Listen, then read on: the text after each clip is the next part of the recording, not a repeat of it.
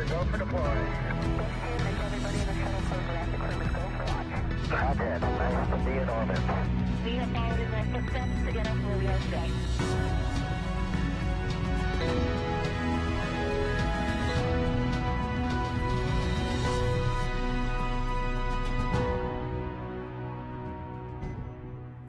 Thank you for joining us.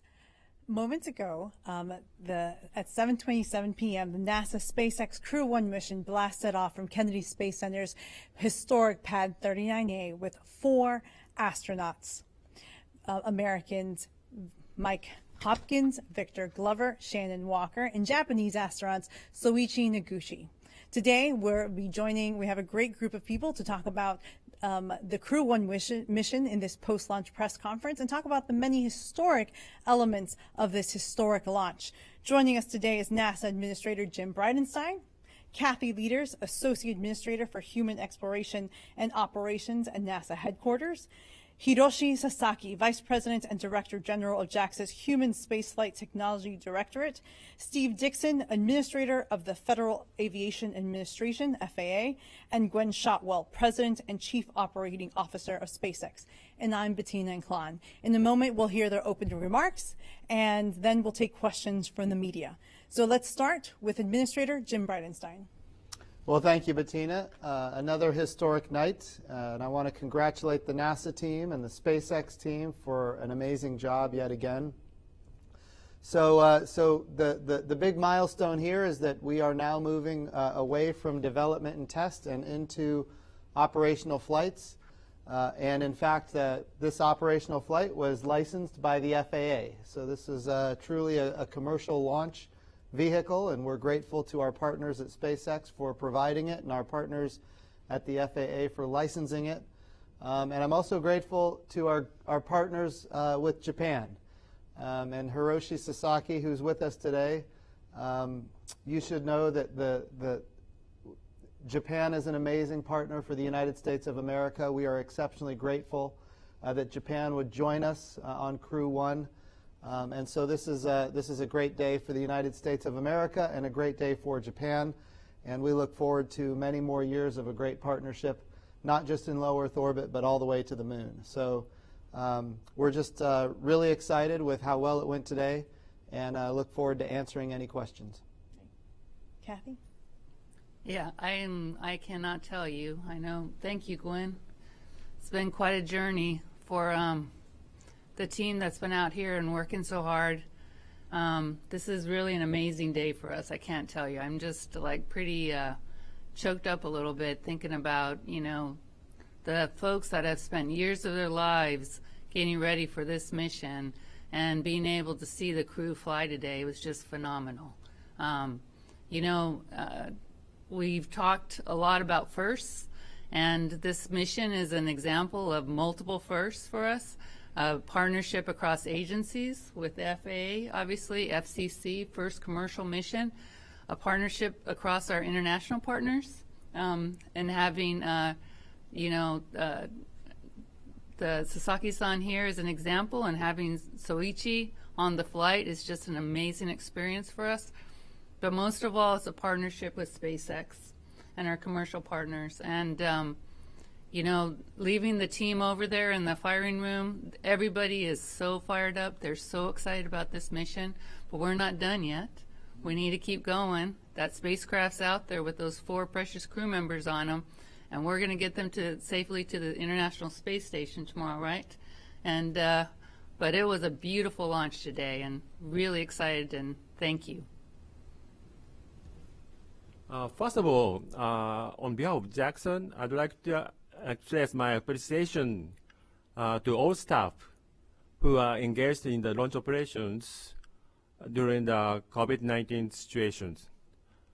The mission is still ongoing, but I would like to congratulate launch success first. I have seen lots of launches of the Japanese rocket, but it is the first time to see the launch of Falcon 9. The night launch was very beautiful, and it was even more impressive considering that the 4 crew members, including JAXA astronaut Noguchi, were on board. it is very significant for JAXA that astronaut Noguchi will board the first operational flight of Crew Dragon and launch it from Kennedy Space Center. I believe that this is an outcome of the cooperation between NASA and JAXA. And the efforts of JAXA, including the astronaut Noguchi, have been highly evaluated by the partners. Astronaut Noguchi will be involved in a variety of activities on the ISS, and he will conduct science activities using microgravity environment and demonstrate the technologies for the future. Currently, JAXA and NASA are working on the framework of Japan-US Open Platform Partnership Program to achieve results through the mutual use of experimental equipment, and would like to further deepen the cooperation between Japan and US. In July, the Ministry of Education, Culture, Sports, Science and Technology of Japan and NASA signed the Joint Exploration Declaration of Intent for lunar cooperation. I believe the human space activities will expand from the ISS to the moon. I am looking forward to enjoy the new era and going together for the future. As once again, congratulations on a successful launch. Well, on behalf of 45,000 aerospace professionals at the FAA, it is truly an honor and a privilege. This is a big night for many of us, and it's a big night for the FAA. But I first want to offer my congratulations, heartfelt congratulations to Jim and the NASA team, Sasaki-san and JAXA, of course, our Japanese partners, and the SpaceX team led by Elon Musk and Gwynne Shotwell. The energy in the room is palpable, and it is a tremendous accomplishment for our country and for humankind as we begin the next significant step towards the commercialization, in this case, of low Earth orbit. You know, this launch is another major milestone in space transportation. It's a culmination of a lot of hard work from a lot of people in government and industry, all working closely together. It's also the first FAA-licensed orbital human spaceflight launch. Our job in this mission is to protect public safety, property, and national security, and we've done that. We'll continue to work with the commercial space industry and NASA to ensure that we continue to meet these priorities. And we'll continue our efforts to help make the airspace system more flexible and dynamic so we can support the expected increase in space operations in the coming years. As a matter of fact, I received a text from our FAA Command Center just outside Washington, D.C. that we released the airspace for commercial traffic within 20 minutes of the launch. And we continue to refine our capabilities there. So it's a pleasure to be with you tonight. And again, congratulations to everyone on a successful start to a great mission. Gwen? Thanks, Bettina. I'm thrilled to be here today. I want to make sure I get all the thank yous.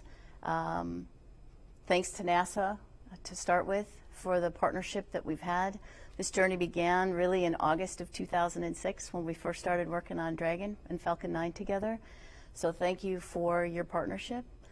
Kathy, we've been working together for quite some time, since then, actually, from the beginning. I want to thank the 45th Space Wing, another mission partner here. I want to thank the FAA. Steve, appreciate all your support.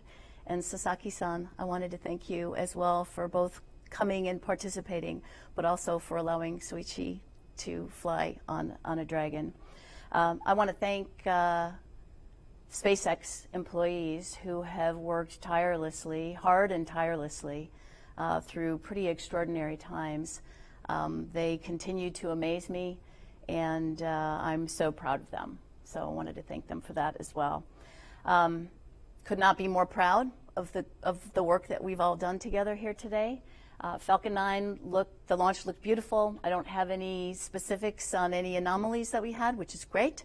We'll get more data as we go. Dragon was dropped off roughly 12 minutes into the mission into a beautiful orbit, and she's operating just fine, all systems nominal.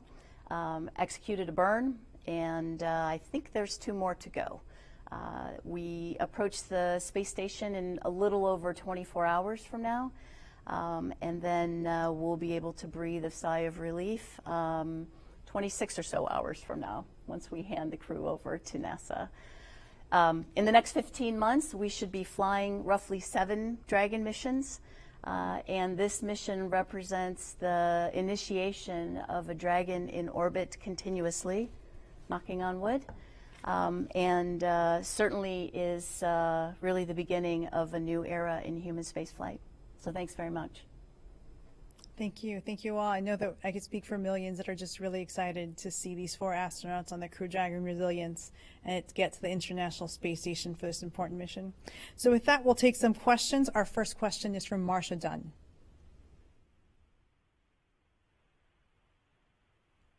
Hello? Yes, Marsha, we can hear you. Yes, great. Hi, for Ms. Shotwell, please. I'm curious, how wired into the launch was Elon? Was he backseat driving, so to speak? And curious as to where he actually monitored all the action from. Thank you. So Elon was tied in very closely to the launch. I have a series of texts to prove it. As usual, regardless of where he is on the planet, he is watching closely and providing guidance and support. Great. Our next question comes from Michael Sheets from CNBC. Hi, my first question is for Gwen. SpaceX has really broken a new ceiling here in terms of doing something that only countries had done before. How many other companies do you see entering the orbital human spaceflight market in the next decade and kind of following in your footsteps now that you guys have done it? You know, I'm a horrible predictor. I never get it right. So I think what you can count on is what I say won't be right. Obviously, we expect to have flights from Boeing upcoming, but I don't think you're asking about the existing providers. I think you're talking about new ones. This is a tough business to break into. I wouldn't expect any in the next 5 years, but hopefully within 10, there'll be plenty of folks doing this kind of work to make it more accessible to more folks. Our next question comes from Eric Berger from Ars Technica. Hi, congratulations everyone. Such a big night for human spaceflight. I think this is a question for Kathy, but if someone else wants to take it, that's fine too. Going back to yesterday's 24-hour delay, it's my understanding the primary driver of that was the fact that the drone ship couldn't get out of port due to Tropical Storm Eta. And I was just wondering, a few years ago, Kathy, could you imagine, scrubbing or holding a launch for a day, to recover the first stage of a rocket? No, but we were also, I think a few years ago, weren't looking at the cadence that we had and trying to be as cost effective on our services going forward, right? This has been a horrendous year for storms. I don't think if you would have asked me a few years ago if we would have had 5 storms hit the Louisiana coast and another set hit me, a couple hitting Florida in November, I would have been surprised too. But with the systems that we have, there's constraints and big choices, and one of those choices was we had a beautiful opportunity on Sunday. And so that was a big part of the conversation and us deciding to pick this day. Yesterday it ended up not being that great a day around the launch time. So this was a great day, and it was a great launch, and it was an amazing experience. Yeah, it was a really incredible experience. I think all of us are still excited about seeing it. Our next question comes from Irene Klotz from Aviation Week. Thanks, Bettina. Congratulations, everyone. My question is for Gwen. The 15 months, 7 Dragons, are you counting commercial missions in that? And can you give us an update on where you stand on the commercial flights aside from, I think, the Axiom mission was now officially on the books for the end of next year. Is there anything else? Thanks. So I believe we did count one commercial mission in there, but I don't want to do math in public. I will call you if I got that one wrong. We'll be flying the Crew-2 mission in about 4.5 months, and then Crew-3 roughly, possibly 6 months later. We do hope to fly a commercial mission with Axiom, and maybe some other fun missions, which I'll chat about later. Our next question comes from David Curley. Gwen Shotwell, kind of curious about what happened to your emotions when they had to reopen the hatch. And can you explain to me the technology? I think we're all kind of used to a hatch closing. You crank the wheel and it's closed. It seems to be a little bit longer process. I don't understand everything that you've got going there, but can you just kind of talk about the hatch and what happened? So I'm not sure I heard you. If you're asking about the do-over on the hatch operation that we had today? So we closed the hatch the first time, and the capsule did not pass its leak checks. So we opened it and took a look at the seals, found a little bit of FOD, cleaned that up, adjusted the seals, and reclosed the hatch. And the Dragon capsule passed its leak check. Okay. You probably need to make that operation a little smoother, but we got it done. Thank you, Gwen. Our next question comes from Jeff Faust. Hi, question for either Gwen or Kathy. There were some alerts after Crew Dragon made it to orbit about the thermal control system. It looks like that was resolved, but was that just a false alarm, or was that an actual issue with the thermal control system that has since been corrected? Thanks. Well, what's amazing in the first hour of flight is kind of all the systems are activated, right? And so the fault detection systems are working, and what happened was it hit a fitter, and that happens during system startups, and it did exactly what it was supposed to do. It flipped over to the second leg. We have a lot of redundancy in the system, and then the team was able to go in and ended up clearing the faults, and both legs are back up and running. So this is not it's not an unusual thing to happen when systems are started up like this.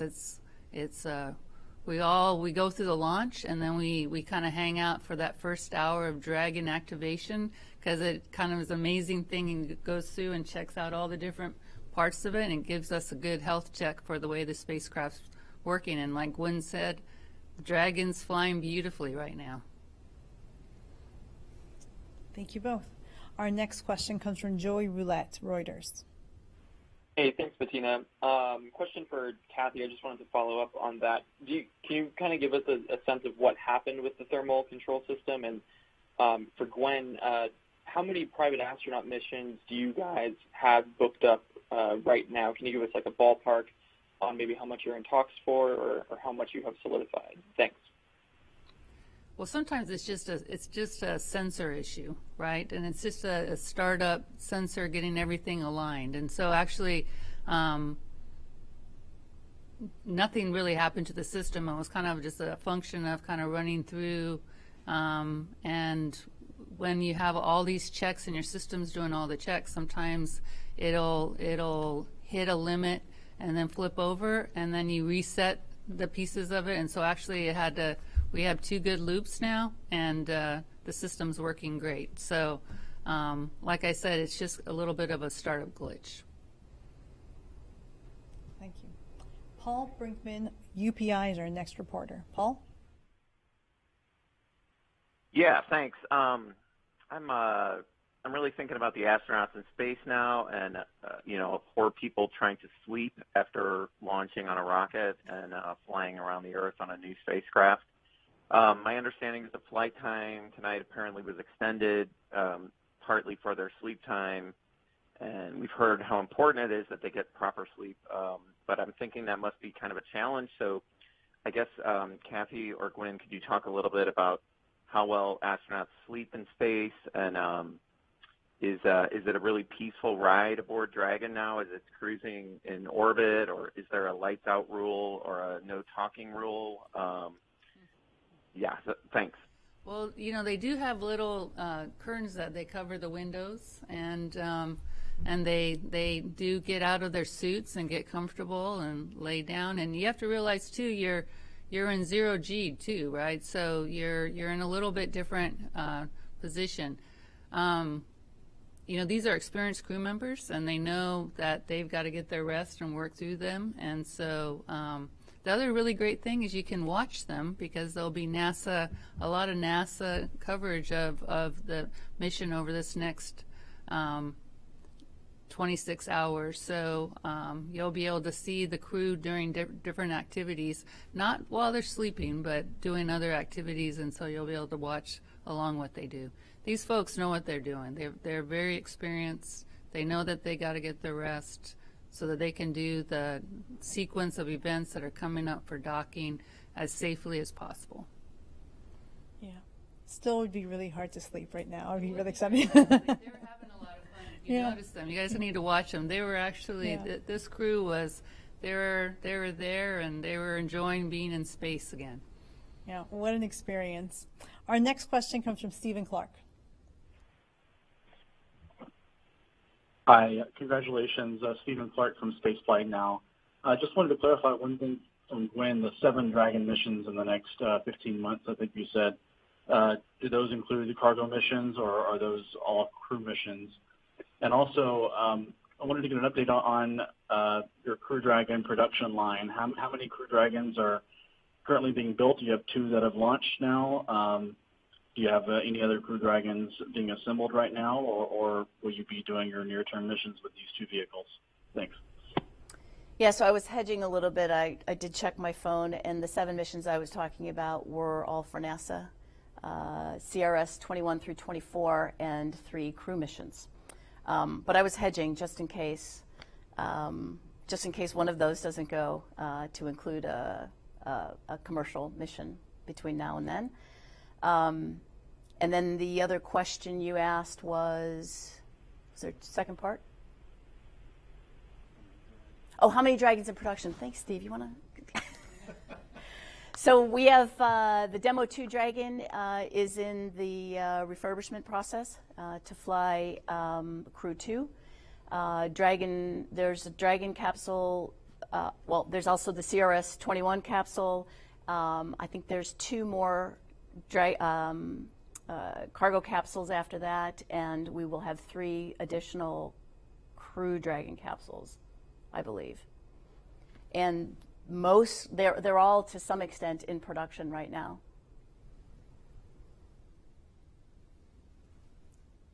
Okay.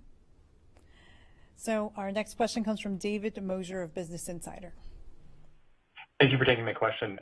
Kathy, I understand the stocking will be fully automated that's coming up, but is there anything, any step you're particularly concerned about or will be watching closely? And Gwen, you mentioned some anomaly data. Maybe I misheard you, but is there anything SpaceX and NASA saw during launch or is seeing in orbit that needs further investigating? Thanks. So the Dragon is designed to have an automated docking, and right now all the systems are working, and so we're not expecting there to be any issues with the docking. And obviously, you know, they'll be checking out the systems as they get near station, and they check all the different sensor suites and make sure that things are functioning.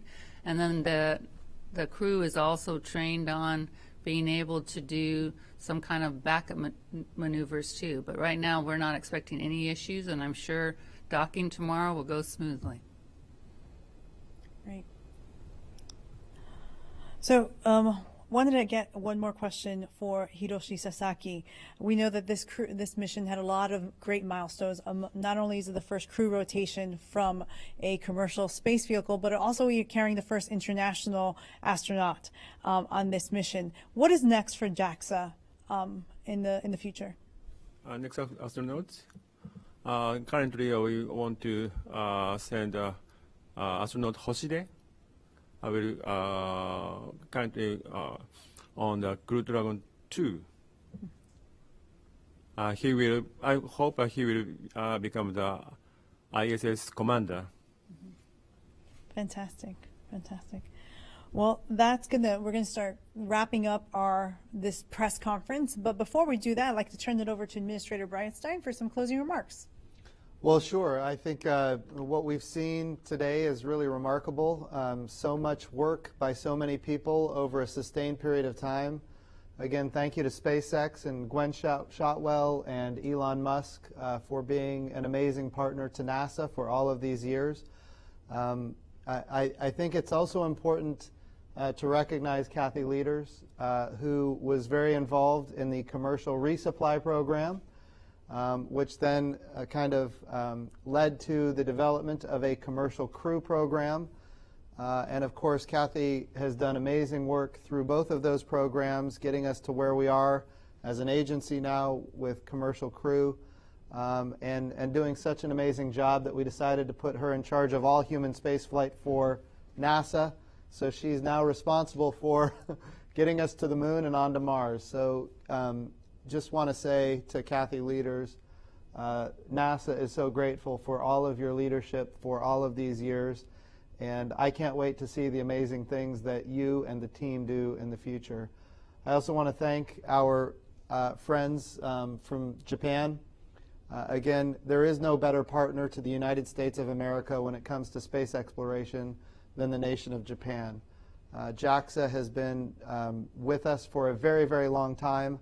They will be with us. You will be with us for a long time into the future. When we think about the Artemis program, we thank you for your commitment to the Artemis program, for a sustainable return to the moon, and of course, eventually missions to Mars. And Japan has been an amazing partner, so thank you.